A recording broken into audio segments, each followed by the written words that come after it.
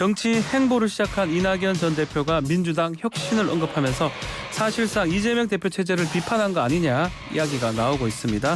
당대표 정무조정실장을 맡고 있는 더불어민주당 김영진 의원 스튜디오에 직접 초대해서 말씀 들어보겠습니다. 안녕하십니까? 네, 안녕하십니까? 자, 이낙연 전 대표가 지난 주말에 강주에 가서 혁신의 핵심은 도덕성 회복, 또 당내 민주화 활성화 이 얘기를 했는데 앞서 얘기했다시피 혹시 이재명 대표 체제를 좀 저격한 거 아니냐 이런 말이 나오고 있거든요. 그런 게 아니라 이낙연 대표가 전 당대표 총리를 역임하셨기 때문에 네. 민주당을 걱정하시는 말씀이었다고 생각을 하고요. 실제로 혁신과 민주주의는 민주당이 앞으로 나가야 할 방향이기 때문에 적절하게 말씀하셨다. 그리고 혁신과 민주주의도 민주당이나 우리 내부의 눈높이가 아니라 네. 국민의 눈높이에 맞게끔 변화해 나가면서 국민의 신뢰를 회복해 나가는 민주당의 길과 합치한 말씀이셨다. 그렇게 생각을 하고 있기 때문에 뭐 제가 보기에는 적절한 말씀이셨고 그 방향으로 같이 통합하고 단결해 나가면서 새로운 길을 만들어 나가는 것이 필요하다. 그런 뜻이었다고 생각을 합니다. 자, 계속 이제 좀 이재명 대표하고 좀 빨리 만나야 되는 거 아니냐 이런 얘기가 계속 나오고 있거든요. 근데 이낙연 전 대표 얘기 들어보면 신뢰 복원이 좀 먼저다 이런 것 같기도 하고요. 제가 보기엔 두 가지가 이제 같이 가는 거죠. 두 분이 이낙연 대표가 1년 만에 귀국해서 네. 이재명 대표가 이낙연 대표에게 안보 인사를 드렸고 적절한 시기에 만나자. 그래서 이낙연 전 총리께서도 말씀을 하셨기 때문에 신뢰 회복과 만남이 뭐 선의의 문제가 아니라 동시병행적으로 잘 진행해 나가면서 현 민주당에 대한 상황들을 서로 같이 공유하고 아까 말씀드렸던 혁신의 방향에 대해서 같이 인식을 같이 하고 민주당이 단합해서 윤석열 정권에 맞서서 잘 새로운 길을 만들어 나가는 그런 네. 계기가 될 것 같습니다. 자, 뭐 지금 이재명 대표가 이낙연 전 대표한테 전화도 했다라고 하는데 아마 뭐 조정실장이니까 정무조정실장이니까 지금 이재명 대표 의중은 가장 알 거 아닙니까? 어떻게 만날지 언제 만날지 또 만나면 어떤 얘기가 또 나올지. 먼저 만나는 게 자연스러운 거니까요. 네. 또 이낙연 전 총리께서 오랜만에 오셨기 때문에 선산도 방문하시고 또 봉하마을, 평산마을 또 문재인 대통령도 만나시고 이렇게 주요한 일정들이 있으셔서 그 일정을 자연스럽게 마치시고 적절한 시기에 만나서 서로 얘기를 하겠다. 그렇게 서로 자연스럽게 일정이 된 것 같습니다. 네. 자, 문재인 전 대통령 요구로 법무부 장관에 물러났다는 이 추미애 전 장관 발언.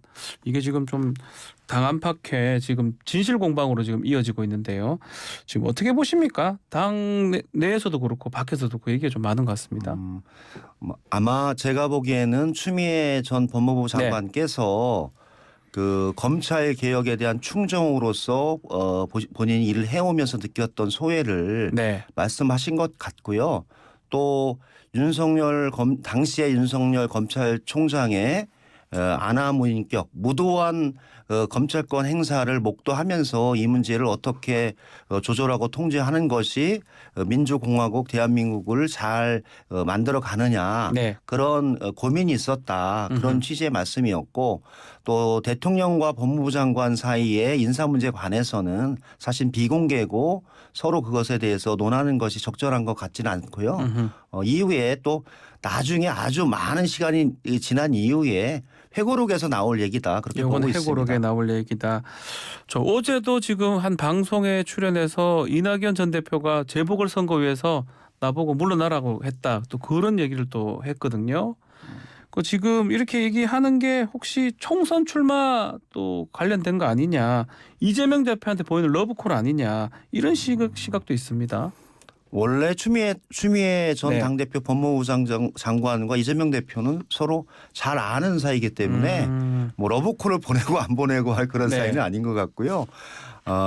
추미애 전 장관도 당 대표를 지냈고 또 지방선거 시기에 민주당의 압도적인 승리를 이끌어냈었던 승리의 기억이 있는 전 당대표시거든요. 네. 그러니까 현 민주당의 상황 그리고 본인이 상대해봤던 윤석열 검찰총장의 행태 네. 이런 부분들에 관해서 아주 심각하게 생각하고 민주당이 이제 더 잘해야 된다. 네. 그리고 윤석열 전 검찰총장 현 대통령의 캐릭터와 본질에 대해서 분명하게 알고 대응해야 할 필요가 있다. 아마 그런 충정이지 않았나 그런 생각이고 네.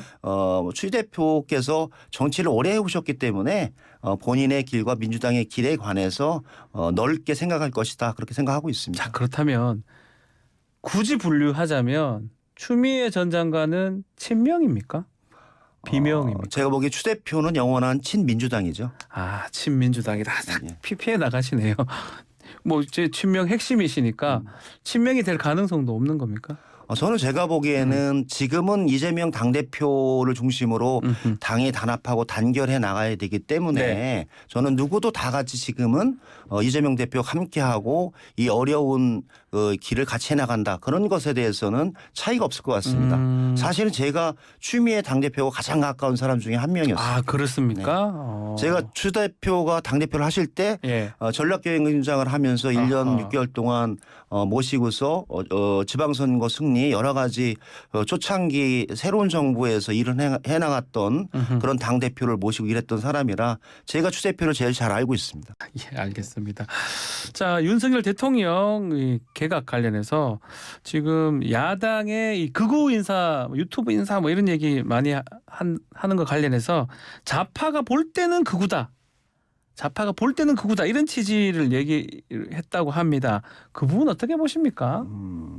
저는 기본적인 네. 인식이 그러니까 국민을 대통령과 여당이라고 한다면 선거 시기에는 사실은 선거 전략상으로 극우다 극자다 뭐 이렇게 할 수 있지만 네. 대통령이 된 입장에서는 모든 국민은 같은 국민이지 않습니까? 그래서 윤석열의 국민과 윤석열이 아닌 국민으로 나눠지진 않거든요. 네. 그러면 윤석열을 찍은 사람은 국민이고 윤석열을 찍지 않았던 1614만 명은 반국가 세력의 국민입니까? 그렇지 않다라고 보거든요. 그래서 그렇게 지금 우리 사회가 그런 논쟁으로 빠져드는 것 자체가 적절하지 않고 네. 그 출발을 제가 보기에는 윤석열 대통령이 문재인 대통령과 민주당을 반국가 세력으로 보일 수 있는 그런 잘못된 발언을 하면서 시작됐기 때문에 제가 보기에는 결자 해제 입장에서 윤석열 대통령과 국민의힘 김기현 대표가 솔직하게 사과하는 것이 필요하다. 그러면서 이 문제를 해결하고 지금 어려운 내부의 민생 문제, 국가 현안 문제, 안보 문제를 잘 해결하는 게 필요하다. 그렇게 보고 있습니다. 지금 개각했지 않습니까? 이번 개각 이후에 환경부나 일부 부처의 1급 공무원들의 일괄 사표가 지금 제출됐다고 하는데 뭐 용산에서는 뭐 대통령실 지시는 아니다라고 하는데 이 부분은 어떻게 보십니까? 저는 아주 심각한 시그널이라고 보고 있는데요.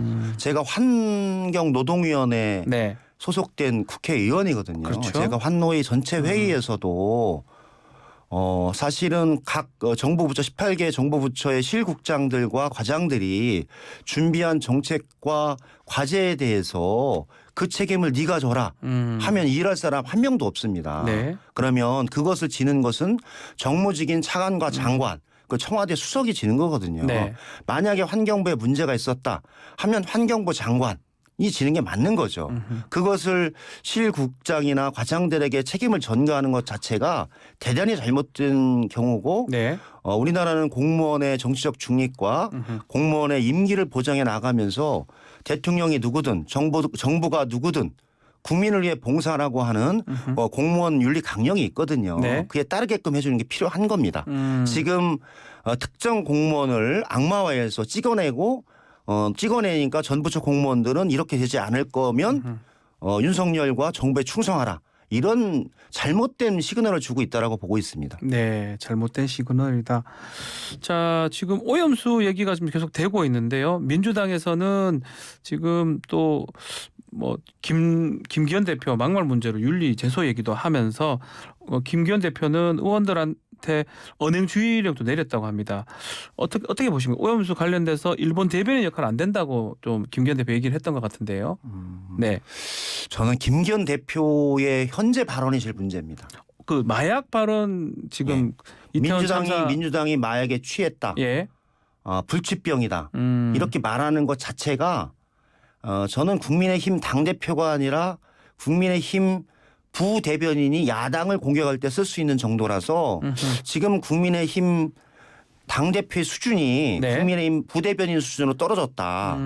그리고 막말에 대해서는 김기현 당대표가 먼저 사과하면 네. 국민의힘에 있는 국회의원들이나 다른 사람들이 잘 따를 것이다. 그런 생각이 듭니다. 윗물이 맑아야 아랫물이 막는 거 아닙니까? 당대표는 민주당에 대해서 해서는 안 될 네. 혐오와 완전 분열의 언어인 뭐 마약이라든지 불치병이라든지 이런 말을 하는 것 자체가 잘못됐다. 선후가 잘못됐다라고 보고 있습니다. 자, 마약 얘기도 했는데 오염수 관련해서는 이 김기현 대표 지시 있기 전에는 뭐 시험도 하고 뭐 수조물 먹기도 하고 그런 모습들이 좀 보였습니다. 국민의힘 입장에서 뭐 과학적으로 증명하기 위해서 먹어본 것이다라고 이렇게 얘기하던데요. 어떻습니까? 그래서 제가 보기엔 국민의힘이 얘기하는 후쿠시마 핵 오염수를 검증하는 네. 과학적 검증 수단이 노량진 수산시장의 바닷물을 먹어보는 것이 과학이다라고 봐서 상당히 국민의힘이 생각하는 과학의 수준이 낮습니다. 도대체 과학의 수준이 그 먹지도 않는 바닷물을 먹는 게 과학인지 그래서 되게 대단히 낮은 과학적 수준을 가지고 국민들이 그 제기하고 있는 후쿠시마 핵 오염수의 문제에 대해서 괴담이라고 치부하고 있다라고 보고 있어요. 제가 보기에는 노량진 수산시장에 있었던 수조에 있던 물고기들이 네. 놀랄 일입니다. 물고기들이 놀랄 일이다. 여당에서는 김영주 국회 부의장 얘기를 좀 계속 하고 있습니다. 그 일본 여행 문자 그거 그 결의안 통과시킬 때 그런 문자 하는 게 말이 되냐 이런 얘기가 있던데요. 그 부분은요. 그런 부분이 있어서 어제 그 오전에 최고위원 네. 회의에서 김영주 의원의 행위에 대해서 부적절한 행위에 대해서 엄중 경고했습니다. 엄중 공격했다. 그리고 엄중 경고에 따라서 김영주 의원은 해당 시기 그런 부적절한 행위에 대해서 솔직하게 사과하고 앞으로 그런 일이 없게끔 하겠다라고 해서 사과문을 게시해서 정확하게 조치했고 김영주 의원도 그것을 수용해서 앞으로 그런 일이 벌어나지 않게끔 하겠다라는 의지를 천명했습니다. 뭐 경고로 끝나는 겁니까? 엄중 경고로? 현재는 엄중 경고를 했기 때문에 예. 그에 따라서 앞으로 공식적인 본회의나 상임위가 벌어지고 있는 상황 속에서 개인적인 용무를 보면서 국민과 당원들에게 유감스러운 모습이 보이지 않게끔 한다. 그런 것으로 어제 조치를 했습니다. 자, 오늘 IAEA 최종 보고서가 일본에 전달될 예정인데요. 지금 민주당의 뭐 의원들 비상 대기령이 내려졌습니까? 이제 어제 최고위원 회의에서 7월 4일 그러니까 오늘이죠. 오늘을 오늘입니다. 기점으로 방문해서 그 IAEA 보고서가 일본 그 기시다 정부에게 보고될 수도 있다. 네. 그런 상황에서 민주당 의원들은 현 상황을 엄중히 보고 잘 대기하면서 그런 조치가 일어났을 때 즉각적으로 대응하자. 그런 취지로 의원들에게 전달한 상태입니다. 자, 지금 의원님 한노이 지금 계시니까요. 노란봉투법 지금 뭐 관련된 이제 그 상임인데 본회의에 지금 부의가 됐습니다. 다음에 이제 처리가 될 수도 있는데 대통령실에서 거부권 행사를 유도하고 있다 이런 발언이 나왔는데 이게 무슨 말입니까? 저는 노란봉투법 관련해서 네. 지금 국회 본회의도 통과되지 않았는데 그 법에 대해서 거부권을 먼저 얘기하는 것 자체가 입법 행정부의 삼권 분립 자체를 완전히 무시하는 거고 네. 사실은 국민의 대표인 국회에서 정상적인 방법에 의해서 통과된 법안을 계속적으로 지금 거부권 행사하고 있지 않습니까? 간호법, 양곡법 이번에 이제 또 노란봉투법까지 거부하겠다고 하는 것은 제가 보기엔 부적절한 행위라고 보고요. 네. 실제로는 노조법 이번에 국회에 통과된 내용이 대법원에서 6월 15일에 판결했던 내용과 동의를 합니다. 그러니까 파업 시에 손해배상을 청구하더라도 네. 470억, 뭐 100억, 47억을 한 사람에게 일방적으로 책임지우지 아니하고 손해를 끼친 행위에 대해서 그 지위와 역할, 파업 행위의 그 행위에 대해서 구분하여 손해배상을 청구하라 그런 취지거든요. 네. 그러니까 대법원의 판결에 맞는 방향으로 사실은 노조법 2, 3조 사망 3조 3조를 개정한 겁니다. 네. 그러면 저는 대법원의 판결을 따르는 것이 그 민주주의 국가 아닙니까? 그게 윤석열 대통령과 국민의 힘이 얘기하는 법치입니다. 대법원의 최종 판결을 따라서 법을 만들고 그 법에 대해서 행정부는 집행하는 게 법치국가죠. 그런데 그것을 대법원의 판결에 부합하는 내용으로 노조법을 통과시킨 것을 통과시키지도 않았는데 거부권 행사하겠다. 이렇게 겁박하고 있는 겁니다. 적정하지 않은 방향이고 저는 노사 현장의 평화 그다음에 뭐 470억, 100억 이렇게 손해배상을 폭탄으로 내는 네. 손해배상 폭탄 방지법 그리고 진짜 사장 교섭법이거든요. 네. 진짜 노사 관계에서 지배력과 영향력을 행사하는 사람과 교섭을 통해서 노사 현장의 평화를 이끌어라. 이게 사실 노조법의 핵심입니다. 그래서 저는 수용하는 것이 노사 간의 균형, 그다음에 노사 간의 평화를 이끌어 나가는 길이다. 그렇게 보고 있습니다. 자, 마지막으로 지금 6년 전부터 추진됐던 서울 양평 고속도로 종점이 갑자기 변경됐는데 요게 이제 김건희 여사 또 가족들이 소유한 땅 중심에 그 인근에 종점이 바뀐 게 돼서 논란이 지금 되고 있는데 어떻습니까? 원희룡 국토교통부 장관은 지금 전면 재검토를 지시했다고 합니다. 어떻게 보고 있습니까?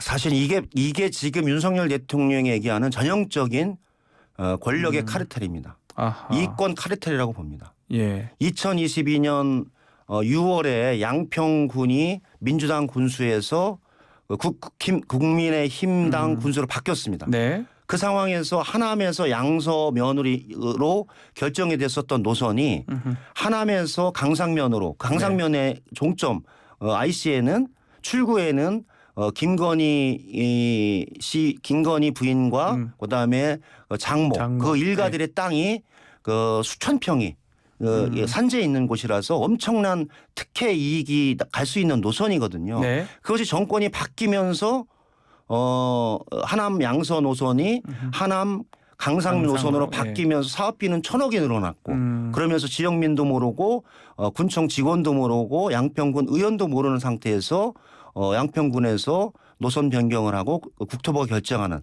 정말 전형적인 이권 카르텔이죠. 이게 1970년대 강남 땅 개발할 때 네. 그리고 경부고속도로나 무슨 고속도로 개발할 때 인터체인지 입구에 권력자의 입구에 인터체인지를 내는 그런 아하. 방식이다. 그래서 이건 명확하게 제가 보기에는 국토부의 그 재검토가 아니라 검찰과 경찰의 수사가 필요한 사안이라고 봅니다. 알겠습니다. 전형적인 이권 카르텔이다. 알겠습니다.